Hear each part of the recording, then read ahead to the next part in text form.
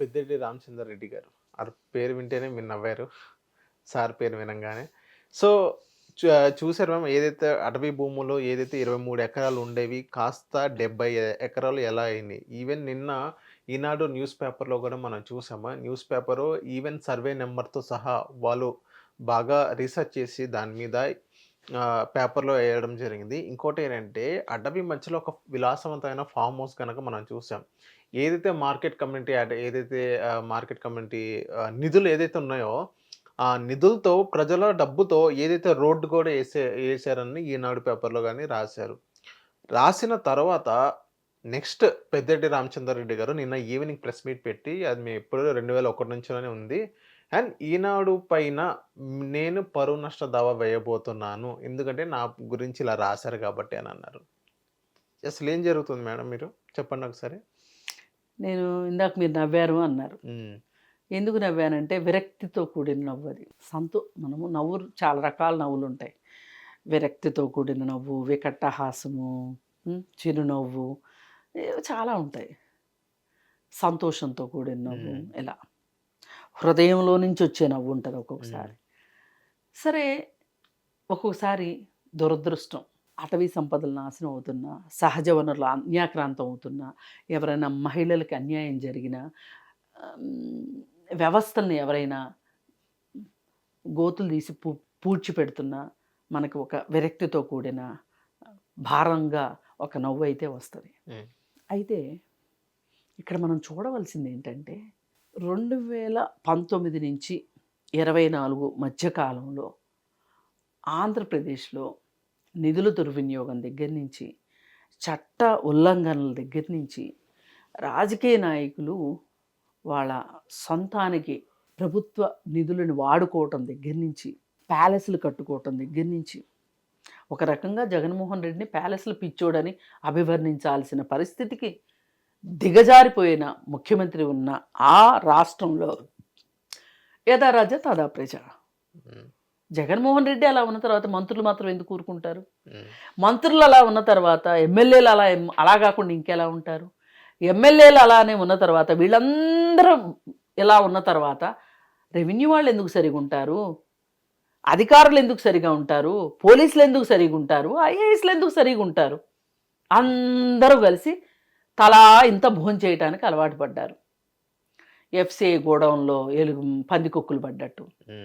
ఇది జరిగింది ఆ రాష్ట్రంలో. అదే జగన్మోహన్ రెడ్డి క్విడ్ ప్రోకో ద్వారా ఎన్ని డబ్బులు సంపాదించినప్పటికీ, ఇంకా నా జీవితానికి నా ఒక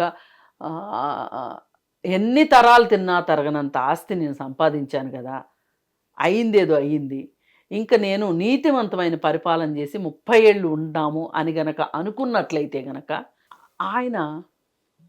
ఆయన తాడేపల్లి ప్యాలెస్ లోపల హంగులకు కానీ, ఆ చుట్టూ సెక్యూరిటీలకు కానీ ఆయన ఎన్ని వేల మంది అండి, 900 మందా 3000 మందా ప్రైవేట్ సెక్యూరిటీ?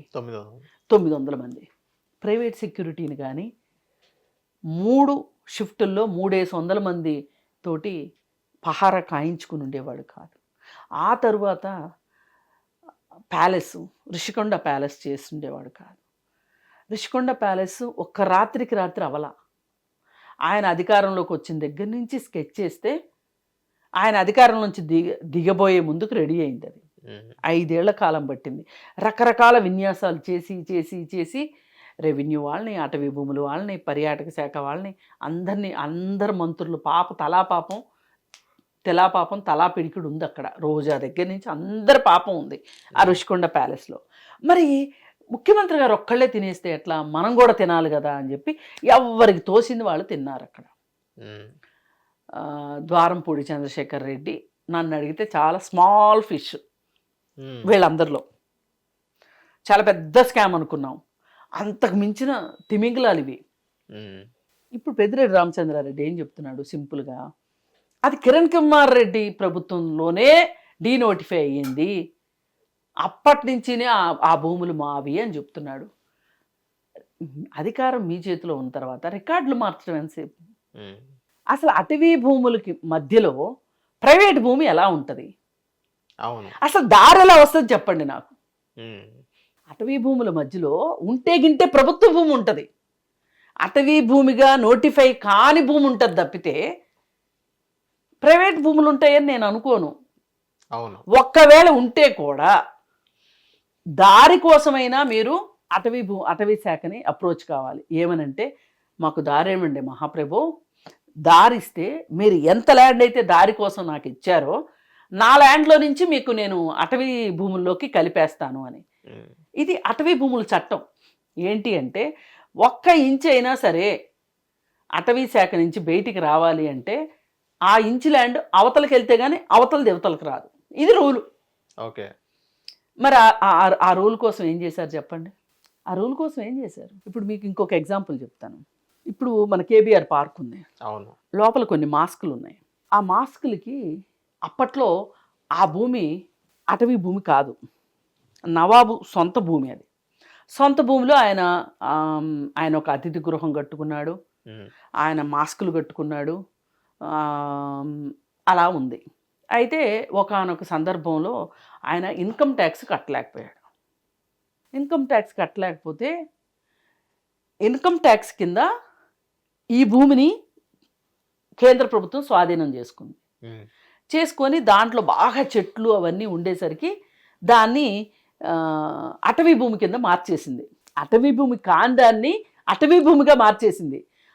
అప్పుడు ఏం చేశారు, వీళ్ళకి ఈ మాస్కుల లోపలికి వెళ్ళడానికి దారి ఇచ్చేందుకు ఉమ్. గవర్నమెంట్కి కొంత ల్యాండ్ ఇచ్చేయాల్సి వచ్చింది వెనక్కి. ఇప్పుడు జూబ్లీ హిల్స్ చెక్ పోస్ట్లో కనుక మీరు చూస్తే ఎడం పక్క కొన్ని నిర్మాణాలు జరుగుతున్నాయి. అవును. ఆ నిర్మాణాలు ఏంటనుకుంటున్నారు, అక్కడ వరకు పార్క్ ఉంది ఒకప్పుడు, ఉహుం. KBR park.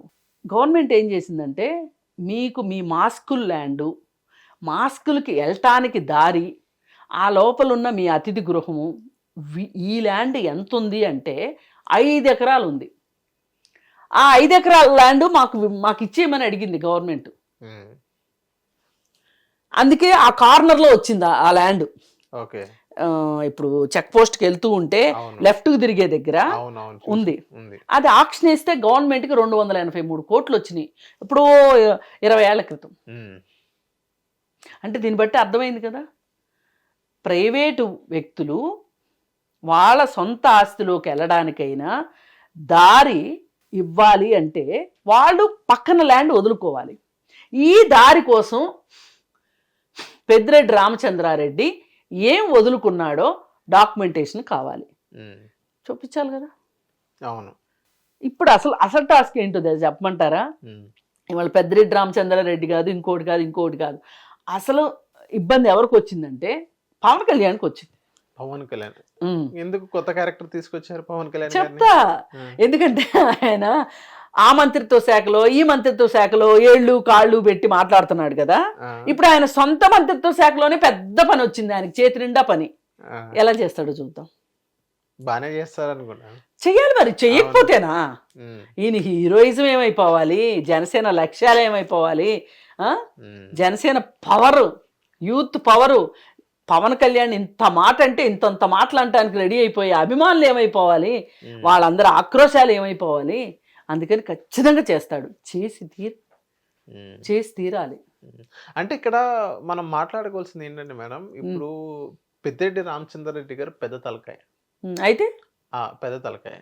సో ఏదన్నా ఒక ప్రాబ్లం వచ్చినా గానీ తీగ తెగేదాకా లాగరని ఎక్కడెక్కడ కాంప్రమైజ్ అవుతుంది అన్నట్టు మనం వింటున్నాం. ఇది కాంప్రమైజ్ అవడానికి కుదరదు. ఈవెన్ ఇంత స్టోరీ బయటకు వచ్చాక పెద్దిరెడ్డి రామచంద్రారెడ్డి గారు బీజేపీ వాళ్ళతో బాగానే టచ్ లో ఉన్నారు. అవును, ఉన్నాడు. ఆయన ఒక్క టీడీపీ వాళ్ళతో ఆయన టచ్ లో ఉండరు. ఉన్నాగానే 1-2 ఇప్పుడు బీజేపీ రంగు కూడా బయటకు వస్తుందిగా. నేను పవన్ కళ్యాణ్ సంగతి ఏంటో ఆయన ఎత్తిన చాలా పెద్ద భారం పడింది ఇప్పుడు అని అంటే దీని అర్థం బీజేపీకి కూడా పడినట్టే. ఇది కూటమి ప్రభుత్వం కదా. అవును. అసలు కేంద్ర ప్రభుత్వం చేతిలో ఉంటాయి ఈ అటవీ శాఖ భూములన్నీ. రాష్ట్రాల వ్యవహారం అయినా సరే నిర్ణయించవలసింది అక్కడే. అవును.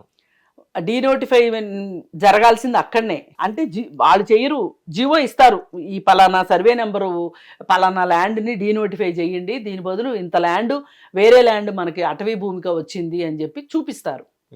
ఎందుకంటే అసలు అటవీ భూముల విషయంలో ఇంత సీరియస్నెస్ ఎందుకు అంటే మనకి గ్రీనరీ లేకపోతే మనకి ఆక్సిజన్ తగ్గిపోద్ది, అవును. వర్షాలు పడవు, వాతావరణ అసమతుల్యత వస్తుంది, దీనివల్ల లాంగ్ రన్లో చాలా నష్టం జరుగుతుంది అనే ఉద్దేశంతో అటవీ భూముల్ని మనం ఇంత కాపాడుకుంటాం. మరి ఇలాంటి అటవీ భూముల్ని సజ్జల రామకృష్ణారెడ్డి గారు కూడా ఆ మధ్య ఒక ఫామ్ హౌస్ కట్టారు కదా, దానికి శుభ్రంగా గోడలు గేట్లు కట్టి గేట్లు పెట్టి లోపల పెద్ద పెద్ద భవంతులు. మార్నింగ్ స్టార్ అని ఒక ఆయన ఉంటాడు, ఆయన ఏకంగా చెరువు పక్కన పెద్ద ఫామ్ హౌస్ కట్టేసుకున్నాడు. చెప్పేదానికి బోలెడు కబుర్లు చెప్తారు. మార్నింగ్ స్టార్ అంటే కేతిరెడ్డి. అవును, చూసాం, గుర్రాల్లో అవన్నీ ఉన్నాయి. అదే మార్నింగ్ స్టార్. మార్నింగ్ గుడ్ మార్నింగ్లు పెట్టుకుంటా, ఎక్కడ ఏం భూములు ఉన్నాయని ఎత్తుక్కుంటా. అప్పట్లో ఈయన అనేవాళ్ళు వైఎస్ఆర్ని మొత్తం పాదయాత్ర చేసింది, ఎక్కడెక్కడ ఏం భూములు ఉన్నాయో తెలుసుకోవడానికి, తెలుసుకున్న భూములన్నీ కొడుకు కట్టబెట్టాడు అని. అట్లా మరి అది ఎంతవరకు వాస్తవం నాకు తెలియదు కానీ అనేవాళ్ళు అప్పట్లో. ఇప్పుడు మట్టుకు ఒకటే లిట్మస్ టెస్ట్ ఏంటి అంటే, కూటమి ప్రభుత్వానికి, ఆఖరికి చంద్రబాబు నాయుడు గారికి కూడా పెద్దిరెడ్డిని, ఆయన చేసిన అక్రమాలని, ఆయన కొట్టేసిన అటవీ భూముల్ని, ఎలా అన్యాక్రాంతమైన భూముల్ని మళ్ళీ అటవీ శాఖకి రెప్పిస్తారు అనేది బృహత్తర కార్యక్రమం వీళ్ళ నెత్తి మీద ఉంది. మరి ఏం చేస్తారో చూడాలి. మంచి జరగాలని నేను కోరుకుంటున్నాను. పైగా ఎవరికి ఏ సమస్య వచ్చినా సరే వాట్సాప్ గవర్నరెన్స్ ఈ రోజు నుంచి వస్తుంది అని అన్నారు. ఈ అటవీ భూములకు సంబంధించి కూడా ఎవరికి ఏ న్యూస్ తెలిసినా సరే వాట్సాప్ ద్వారా, వాట్సాప్ని విరివిగా వాడాలని, వాట్సాప్లో షార్ట్స్ ఏవేవో వస్తాయి, అవి చూడడం ఆపి కొంచెం దేశం కోసం కూడా ఉండండి అని ప్రజలకు నేను విన్నవించుకుంటున్నా. ఎందుకంటే ఈ ఆస్తి మనది, సహజ సంపదలన్నీ ప్రజలందరివి. మనము మన ఆస్తి కాదులే అని వదిలేస్తే కాదు. అందుకని ఈ విషయంలో ప్రజలు కూడా ముందుకు రావాలని కోరుకుంటున్నాను. హిట్ టీవీ యాప్, ఇందులో short news, live news, entertainment shows, movies, digital magazines తో పాటు మీ జిల్లా వార్తలను కూడా ఫ్రీగా చూడొచ్చు. అంతేకాదు కేజీ నుంచి పీజీ వరకు విద్యార్థులకు స్కాలర్షిప్ కూడా అందిస్తున్నాం. ప్రతి వారం 10 మందికి లక్కీ డ్రా ద్వారా ఒక్కొక్కరికి 10,000 రూపాయలు అందిస్తున్నాం. ఇంకెందుకు ఆలస్యం, వెంటనే హిట్ టీవీ యాప్ ని డౌన్లోడ్ చేసుకుని ఫ్రీగా ఎంటర్టైన్మెంట్ పొందండి. Hit TV app. Hit TV app. Please download hit TV app. Hit TV app ని ఫ్రీగా డౌన్లోడ్ చేసుకుని ఎంజాయ్ చేయండి. మీకు నచ్చిన ఎంటర్టైన్మెంట్ కోసం హిట్ టీవీ యాప్ ని ఫ్రీగా డౌన్లోడ్ చేసుకుని ఎంజాయ్ చేయండి. హిట్ టీవీ యాప్ ని డౌన్లోడ్ చేసుకుని ఆస్వాదించండి, ఆశీర్వదించండి. ఇంతమంది సెలబ్రిటీలు హిట్ టీవీ యాప్ ని డౌన్లోడ్ చేసుకోండి అని చెప్తున్నారంటే ఎంత మంచి యాప్ ఆలోచించండి. అమెరికా అమెరికా అమెరికా అమెరికాలో చదవాలనుకునే వాళ్ళకి విశ్వసనీయమైన పేరు మన శౌర్య కన్సల్టెన్సీ. UK లో 1 year masters, UK లో 1 year masters, 2 years work permit up to 5 years visa. Contact Saurya Consultancy. Contact 89851 89851.